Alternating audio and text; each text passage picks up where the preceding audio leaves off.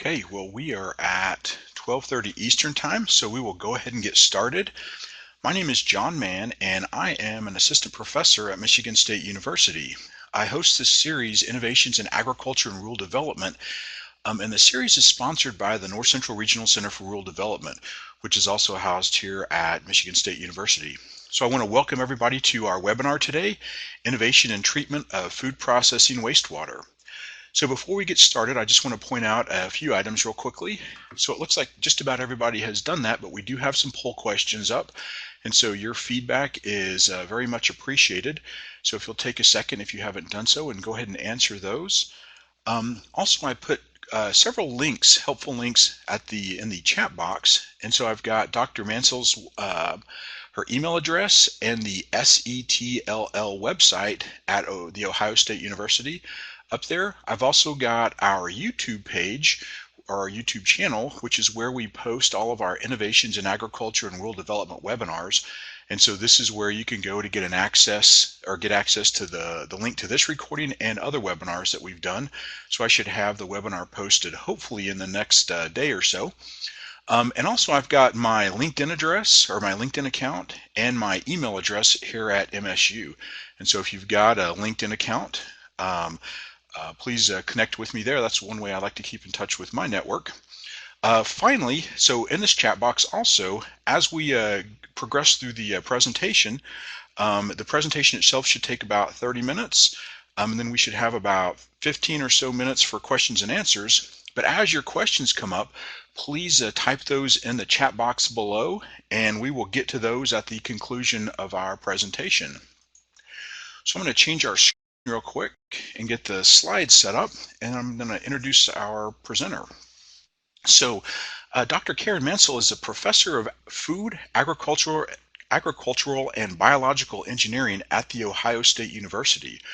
Her research and expertise span a wide range of wastewater management and treatment topics, and today she's going to share with us more about her efforts related to the treatment of food processing wastewater.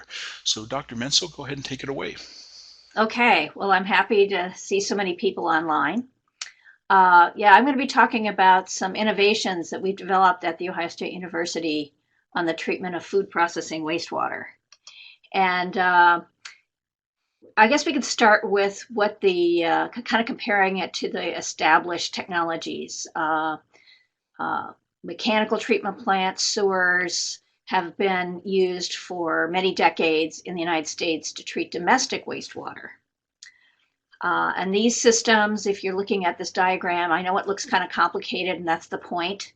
There's lots of unit processes, lots of tanks, motors, blowers, settlers, all used to remove pollutants from domestic wastewater. And this is the conventional approach that's used right now. But when you look at food processing wastewater, I have a photo of some slaughterhouse wastewater there. It's very, very different from domestic wastewater.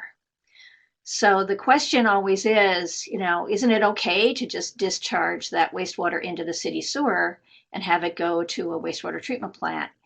And if that wastewater makes it to a wastewater treatment plant, it creates lots of challenges.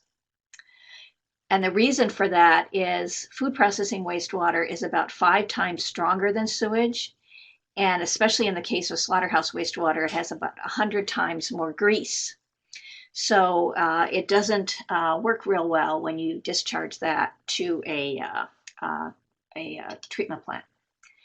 So the approach that's usually used is it's the wastewater's fault. The wastewater needs to be changed.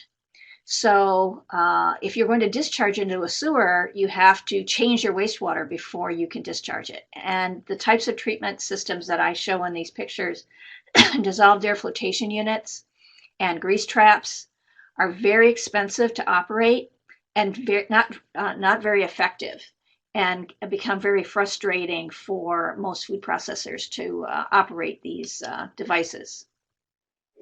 So in our research, we decided, instead of changing the wastewater, why don't we change the treatment technology to match this type of wastewater? So that's what we did. The system that we're using right now is called a sand bioreactor system, and it was effective and it's very low cost, and it was designed specifically to treat food processing wastewater.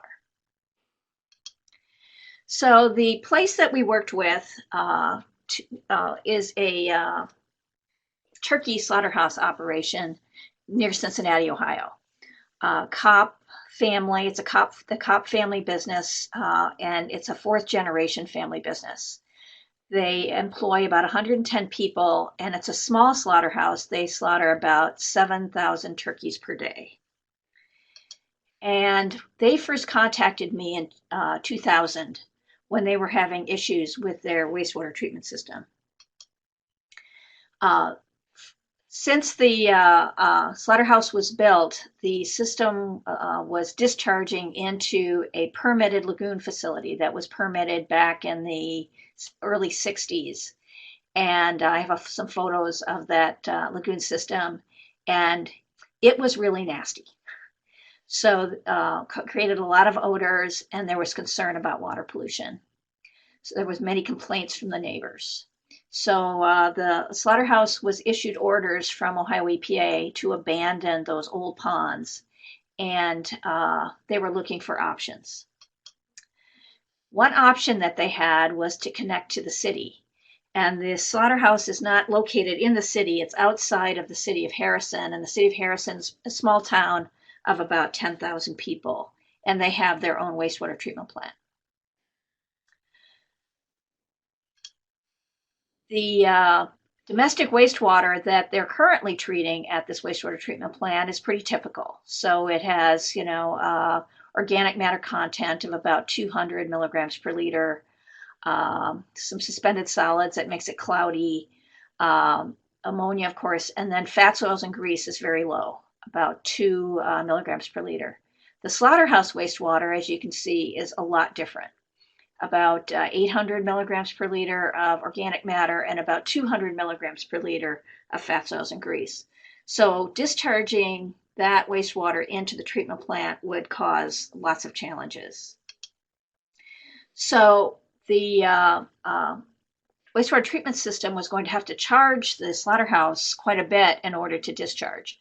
So the estimated cost for them to discharge from the slaughterhouse into the city of Harrison treatment plant was about $12.5 million, which was more than the company makes. So they were looking at closing the facility, and then 110 people would lose their jobs. So why was it so expensive? Well, the city was using that mechanical aeration treatment plant that I showed earlier, and the wastewater is just not compatible with that type of treatment technology. The there's way too much fat in the wastewater for this type of treatment technology to work well, and the BOD is much higher than it's designed to handle. So rather than using a mechanical wastewater treatment system, we were looking at other options. So why was my lab well suited to work on this and to develop an innovation in this type of treatment technology? Well, we've been working on small flows and agricultural wastewaters. I've been at Ohio State for 30 years now, and we've been focusing in on that in my lab. And we also, have been looking at unusual waste streams other than sewage. The industry was really open to options because there are two alternatives that they were looking at was closing the facility that they didn't want to do because they were very concerned about their employees. And the other option that they had was to sue and sue the state and say, we're not going to upgrade because it costs too much, and the only people that would win in that case were going to be lawyers. So the owner of the facility didn't really want to do either one, and he was very open to other options. So fortunately, so were the regulators. The regulators in Ohio were also open to new options. because of course their job is to protect the environment. And I have a photo of the actual stream that the system discharges to, and it's a beautiful body of water. A lot of there's canoe livery just upstream, a lot of kayakers, a lot of wildlife. But also, we have a governor that's very focused on jobs, as most state governors are, and the prospect of an environmental action causing a plant to close and losing jobs was not very appealing to the regulators as well. So we entered into an agreement where Ohio State University would develop a treatment technology. The Slaughterhouse system would support that research. So they paid for all the research. They first built a pilot plant, and then they built the full-scale system. And the Ohio Environmental Protection Agency did not fine them for violation of their discharge, of any discharge permits in the meantime, and they also permitted the new facility. So let's take a look at what system we developed. So in contrast to the complicated looking wastewater treatment system, we went ahead and developed something called a sand bioreactor system. In front of it is a small amount of pretreatment, and at the end there's some final treatment, and then there's a very small amount of solids handling. So the system looks simple, and it is. Here's an example of the wastewater before and after treatment. The red bottle obviously is the raw turkey slaughterhouse wastewater, and the very clear bottle is the treatment after one pass through the bioreactor system. So how do these systems work? Well, what we're doing in this particular technology is we're growing microorganisms on the surface of grains of sand. So as wastewater is applied to the surface of a bed of sand, the wastewater moves down in between the grains of sand, and microorganisms start to grow on the surface, forming a biofilm. And the media is just the right size to allow both the wastewater and air to flow down in between the grains of sand because the microorganisms are aerobic and they need air. Now, we all know a lot about biofilms because we manage biofilms every day, because biofilms grow on our teeth. Biofilms need certain conditions to grow. Here's a photograph of these biofilms that are taken off of the sand grains, and you can't even see the sand grains. The biofilm is so thick growing on the surface of these grains of sand. So these particular microorganisms that grow on the surface of the grains of sand, or for that matter, grow on our teeth, think that organic matter in the wastewater or organic matter in our food is their perfect food. And these microorganisms also consider ammonia to be a good food source. And what they need is an ideal environment to grow. And that's what we're doing with the development of our wastewater treatment system. So the environment that they need to grow is a surface to attach to. And they're not real particular. They'll attach to lots of different things. They need air, they need moisture, and of course they need their food. So that's what we're going to create in the development of our bioreactor system. So let's kind of take a look close up at the sand. So I have the sand on either side of this illustration, but the sand doesn't really do very much. All the action takes place in the pore space in between the grains of sand. And as water flows down from above, it doesn't flow down the center of the pore space. Actually, it flows down along the walls because water likes to cling to things. It's part of the chemistry of water. So as the water is flowing down over the surface of these grains of sand, a biofilm will develop right at the surface of the grain of sand. And then the organic matter that's in the wastewater will move into the biofilm. along with air, which is in the middle of that pore space. And the microbes will consume that organic matter and then, of course, discharge carbon dioxide. They'll be converting the organic matter to carbon dioxide. Ammonia, any ammonia that's in the wastewater will move into the biofilm as well, along with air, and resulting in the discharge of nitrate. So the ammonia is converted to nitrate in the biofilm that's growing on the surface of the grains of sand. So let's take a look at how the system has been operating. This is the system went into operation in 2012. So here's some data from 2013 through 2015. And the blue line is the 30-day effluent limit that's required before they can discharge into a stream, because they are discharging into a stream after treatment. And the red line is the BOD level. And you can see that the system has always been in compliance for that very strict discharge requirement of 10 milligrams per liter, because it's a very high quality stream that they discharge to.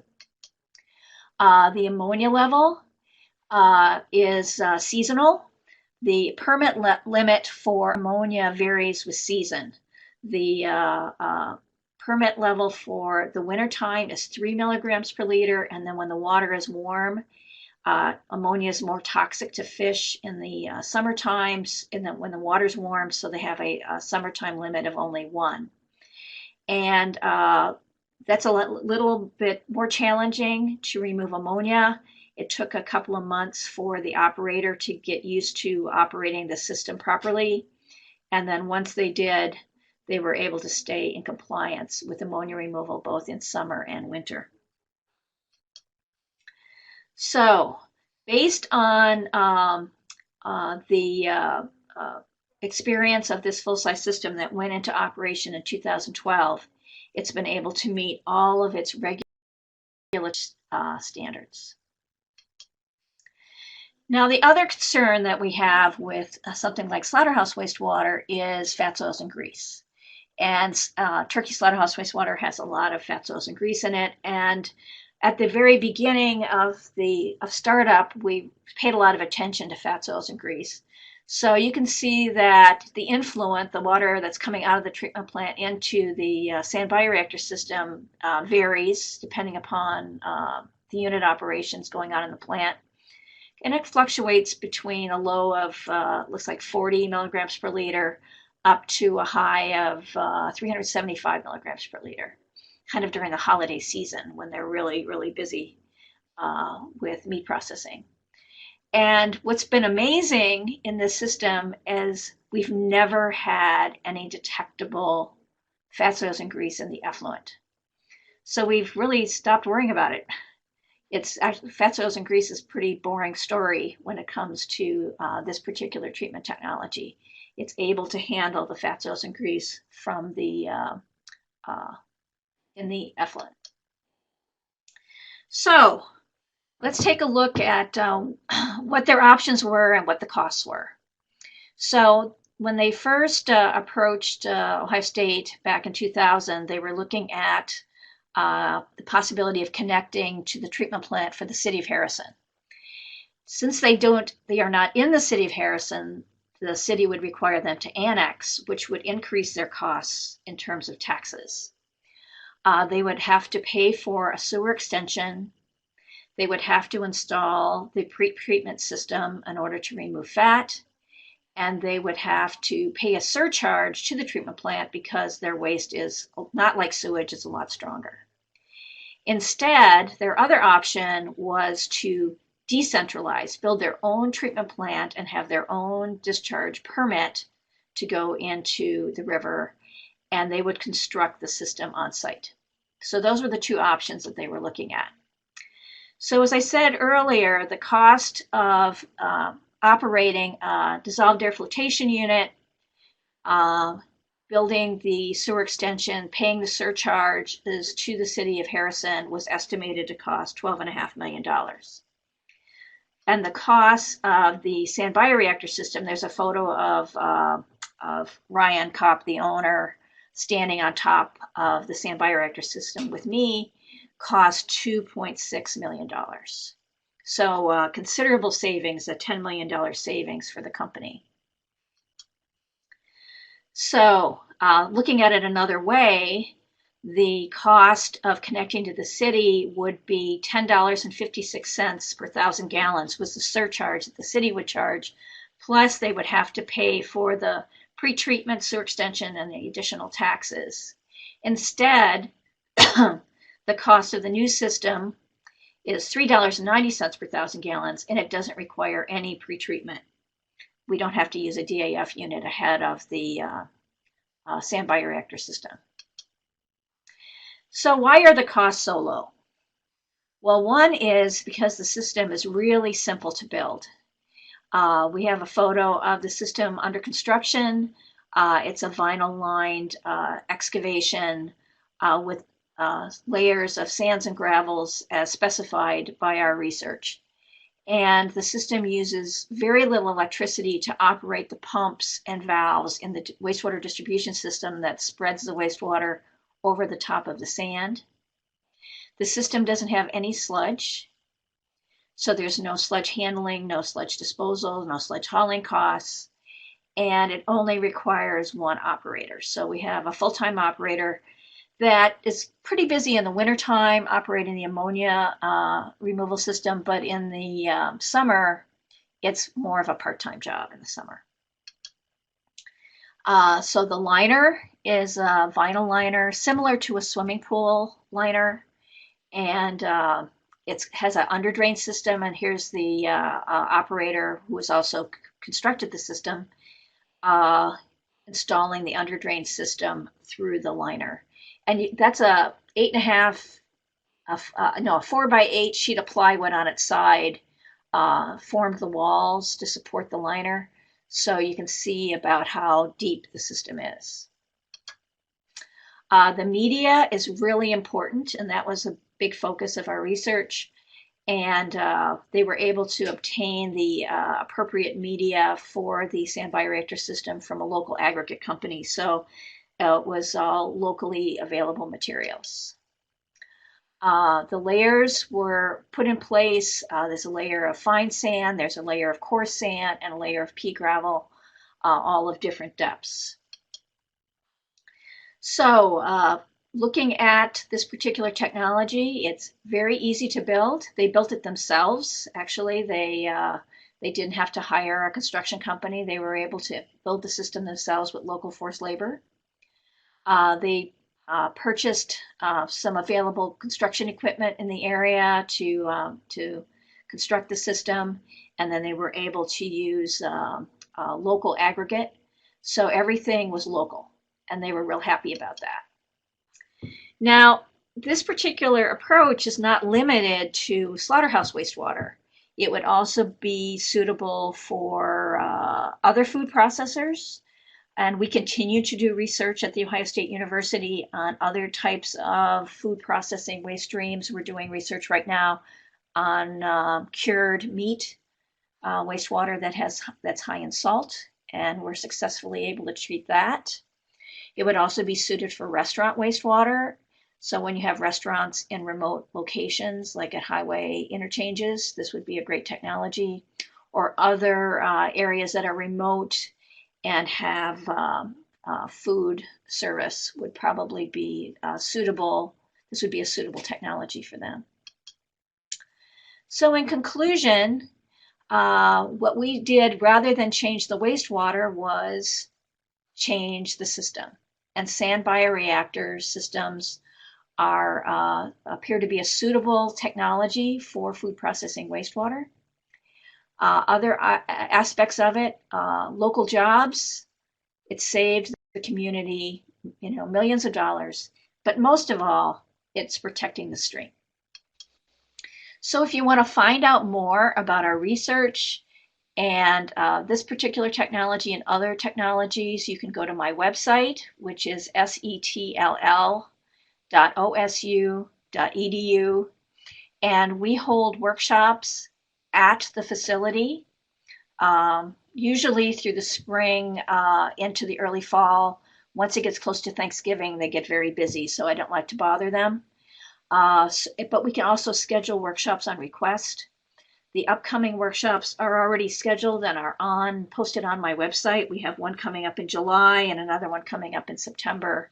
If you want to tour the facility, it's a 4-hour workshop where you learn all the details, and I'm seeing some questions coming up about the details. We get into all the details of how the system was developed, designed, constructed, and is operated, and then you have a full tour of the plant. They let me build a classroom there at their facility. They like me very much there. So I guess I'm ready to answer any questions. Okay, great. Karen, thank you so much for this presentation. So I think probably the most efficient thing for us to do is I'll read the questions one at a time, and I'll let you have a chance to respond to those. So the first question is from Alex. Oh, and for those of you in the audience, so we've got quite a few questions in here already. So as your questions come up, please enter them into the chat box. So the first question is from Alex, and the question is, what is the final BOD of the water discharge from your system? It has to be less than 10 milligrams per liter, and it's down in the single digits. The effluent limit for on their discharge permit is 10 milligrams per liter, and it's below that. I showed that in one of the slides. Okay, thank you for that. So the next question from Colin, did anything need to be done with the nitrate that was a byproduct of the microbial process? Oh, that's a great question. Right now, their permit does not have a nutrient limit. They don't have a phosphorus limit or a total nitrogen limit. So the answer to that question right now is no. They have to treat to remove ammonia because ammonia is very, very, very toxic to fish. And since they discharge into a stream that's a very high quality stream, they have to get their ammonia levels really low. So they do that by converting the ammonia to nitrate as it moves through the treatment system. We are doing research right now on nutrient removal for this particular facility because while they don't have a nutrient limit now, we can see that it will be coming in the future. So how we're working to remove nutrients from their wastewater, at least at the experimental and now demonstration stage, is we're using the very clear wastewater for a hydroponic system. So if you come to visit our facility, you'll see a greenhouse actually constructed over the top of a small bioreactor. We built a demonstration site now at the facility, and we have hydroponic benches in the greenhouse, and we take that clear treated wastewater that's almost ready to discharge into the stream and run it through a hydroponic bench where we're growing grass right now, kind of a soilless sod that could either be used as animal feed or for landscaping, or could even be composted to remove phosphorus and remove nitrogen. And right now we're getting, from our lab work and some of our initial field demonstration work, about 70 to 80% nitrogen and phosphorus removal with the hydroponic system. So the bioreactor system doesn't remove nitrogen, but we're adding another process that does. I hope that answers their question. Okay, thank you for that. So the next question is from Britt. Do you operate a single stage or two stages of filters? In a series, we had ammonia problems at a similar sand filter and concluded that a second stage would solve them. We tried that. We tried a second stage to reduce the ammonia. So the first stage would remove most of the carbon, most of the BOD, and then we would put a second stage in to remove the ammonia. And while we did get some ammonia removal, it wasn't enough. So we've gone to, right now we're using an ion exchange system to remove any excess ammonia. They tend to have ammonia problems with the effluent from the sand bioreactor for about 4 to 8 weeks. Usually it's about 6 weeks in the late spring. It's really bizarre. It's The ammonia levels start going up in about mid-February, and they'll come back down in April. And it's just as it's, in the dead of winter when it's super, super cold, you would think that's when they would have the most ammonia problems, but it tends to be more of a spring issue. So if the ammonia levels get above their discharge limit, they are able to turn on an ion exchange system, which uses salt. So it's similar to a water softener, and it exchanges the ammonia for the minerals and salt. And that's how they're able to maintain their effluent limits. Like I said, we tried the two-stage, and while it did remove ammonia, we still wanted it to be cleaner than that. So I think that will answer his question. Okay, great. Well, thank you for that. So the next question is pretty short. Is there an impact of climate? Boy, another good question. My sister lives in Alaska, and she has a sand bioreactor system for her house. Uh, there are some temperature issues with this particular technology, so you have to kind of design for that. But the systems work in all kinds of climates as long as you take that into consideration. Okay, thank you for that. So the next question from, looks like we're on Chris's question. Are you working with any other states on the regulatory environment to allow this process in plants in those other states? Have not, but I would sure like to. One of the things that, this was the first in the world. Nobody's ever done this before. So Ohio EPA, when we went to Ohio EPA and with this idea, we were really pleased that they were so open to it. And they credit that with it being a university project. And the fact that I've worked in the state for a few decades now, and my reputation as being a scholar, as being someone that's really focused in on telling the good, the bad, and the ugly, and I'm not selling the technology, I'm studying the technology. So that really helped Ohio EPA give them a permit. Before they gave them a permit to build the full-size plant, they built a pilot plant that just treated 1,000 gallons per day. And then the effluent from that just went back into their lagoons. So that really was a good step from the lab work that we did at the university. And then before we went ahead and built the full-size plant, they built a small pilot plant of, it was just 1,000 gallons per day. And that way the regulatory agency could come out and see the system in operation. And we loaded it at full design load every day for 2 years to show that the system would work in different, year round, and it would work in all types of conditions. So if you were going to try to introduce this into another state, one thing you might want to do is to maybe bring someone like me in to talk to the regulators. As someone from a university, I'm not selling the technology necessarily, and then maybe building a pilot plant so that they can feel comfortable and you can feel comfortable with the technology in another state. Great, well, thank you for that. So it looks like our next question asks, is there a size of plant requirement, minimum or maximum for the use of this technology? It's 100% scalable. We load these systems at 1.5 gallons per square foot per day. So the math is pretty easy. The system that we built for the Slaughterhouse, the 7,000 birds per day facility, it's a 200,000 gallons per day. So when you visit the site, it's a 4-acre facility right across the street from the Slaughterhouse. And it's actually an old brownfield. It was an old dump that had been kind of abandoned and grown over, and it was real eyesore. And they cleaned it up, and now it's really quite amazing. The neighbors are pretty happy. that the area was all cleaned up, and now it kind of looks like a cross between a gravel parking lot and kind of a park because we've got trees planted around it and everything, and it's very quiet and there's no odor.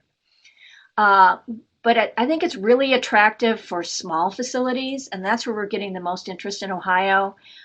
Some of these small and especially part-time slaughter facilities are being sent to us from the regulators, actually.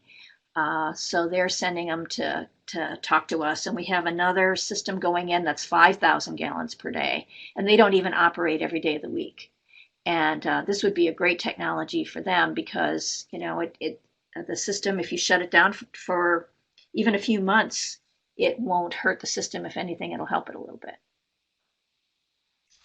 Great. Well, thank you for that. So the next question looks like they're going to ask about maybe a different application of the technology. So would this technology work on liquid animal manures? Don't know, haven't tested it. It's pretty hard to get support from the livestock industry to do any research on animal manure. So we've pretty much stuck with food waste. My guess is it probably wouldn't because I think it's the BOD level is way too high. I was looking at it more for something like wash water from maybe dairy facilities, their milk house wastewater, it might be appropriate. But liquid animal manures, I think, would be way too concentrated. The BODs, the highest BOD that we've treated was some cheese processing wastewater. We did some work with that, and their BOD was about 10,000.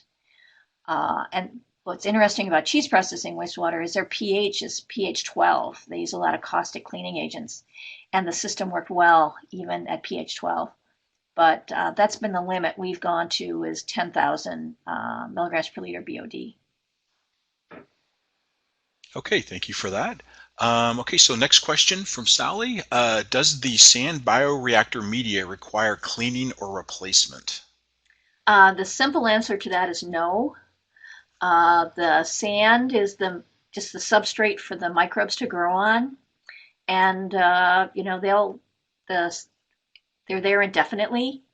They do some maintenance on the sand filters. They do some raking. They call it rodding. They take a little metal rod sometimes and push it down through the sand if they have an area where they have a little bit of ponding or a little bit of channeling. Sometimes little channels will build up in the sand or an area might get ponded and they just kind of stir it with a metal rod. And that's one of the tools that the operator has. But no, the sand doesn't need to be cleaned or the sand doesn't need to be replaced. Okay, thank you for that. So the next question, why are the microbes used and how would you deal with the fouling? Well, that's was a big research concern about fouling. And that's why the system is designed the way that it is, to keep it from fouling. Why doesn't the system clog up? So the media is really important to prevent clogging. Also, the system is dosed. Dosing is really important to prevent clogging. So everything in the design is the loading rate. We experimented with loading rates. The literature was suggesting that a safe loading rate was about a half a gallon per square foot per day. Well, the system would have been huge at that. So we tested in our lab 1.5 gallons per square foot per day, 3 gallons per square foot per day, 6 gallons per square foot per day, and it took 6 gallons per square foot per day to clog it. You know, we study system fouling, we study system clogging to keep it from happening.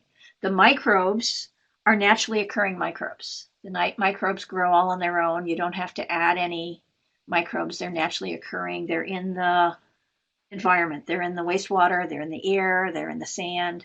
They just are looking for a place to grow where they get their food delivered to them, and then they're fat and happy. So the microbes they just grow naturally. Okay, thank you for that. All right, so it looks like we're down to our last question, and this is from Alex. How well does the system work with higher BOD discharge in the 7 to 8,000 BOD range? Do you know what the BOD limits for discharging into the ocean is? If so, could the system achieve the required BOD values with such a high initial BOD? Well, as I said earlier, we've tested wastewater up to as high as 10,000 BOD. So, and the system worked great. So that seems to be about our limit right now. Whenever I'm faced with other unusual wastewaters, we see that as a real challenge. So right now, we've worked with higher BOD. We've worked with high pH. Right now, we're working with high salt content, and we're able to treat that. I don't know what the discharge limits are. Ohio's kind of far from the ocean, so I don't know what the ocean discharge limits are. Our stream discharge limits are very strict, so we're able to meet that. As an aside, we're also building these systems in China. I work with a research group in Shandong province of China, and we've started building these systems there.